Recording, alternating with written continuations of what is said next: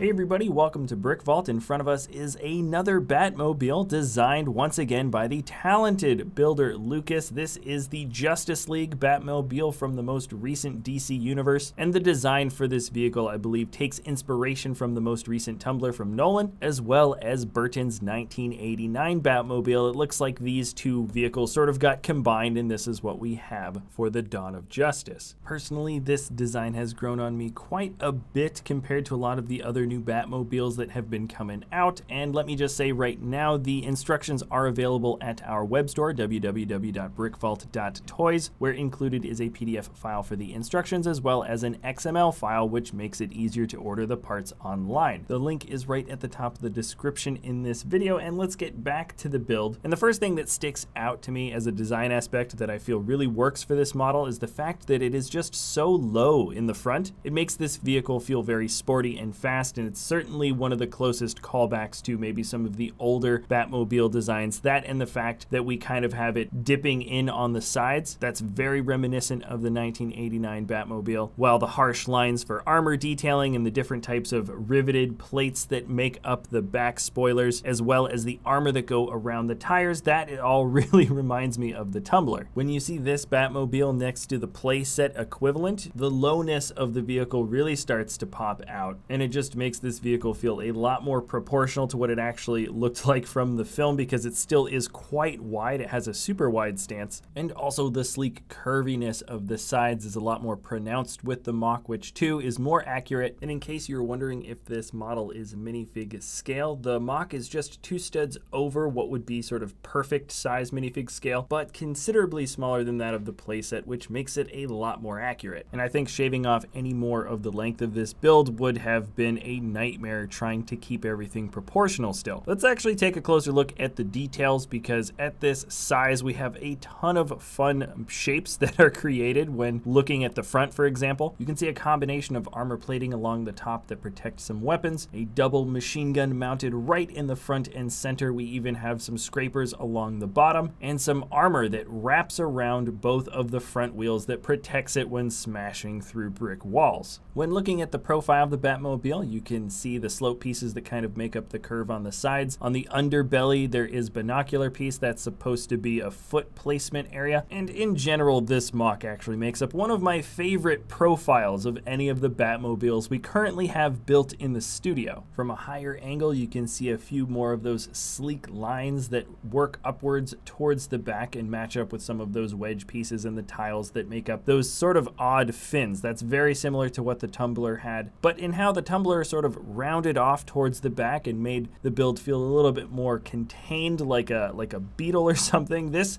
is shaped like a dart, and in the back there's a relatively small cavity that has some nice smoothed over tile detailing, but no flashy jet protrusion that sticks out the back like we saw in Batman Forever. When it comes to functions, basically we have the interior. There's a few tile pieces that show some controls. Batman fits in by essentially just laying down. There's no way to get this guy in otherwise. This is such a low build that you kind of have to set it up this way. And then you fit the halves of the Batmobile cockpit piece along with the roof. This is the same Batmobile side panels that were used from the set, but once again just repurposed in a much more low and sleek manner. Now, when it comes to handling the model, like always, it feels pretty solid.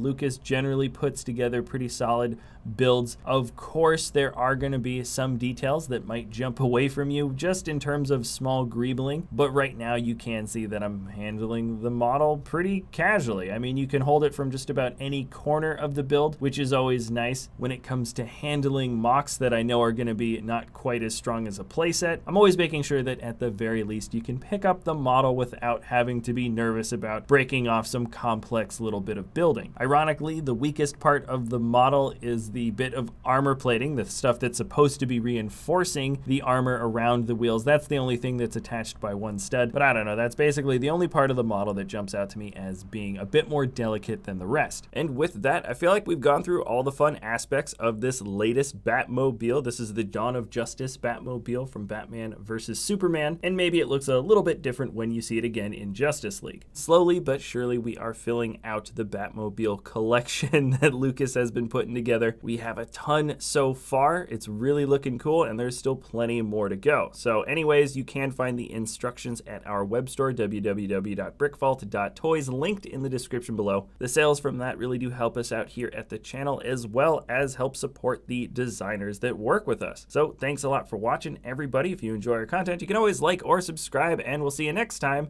at Brick Vault.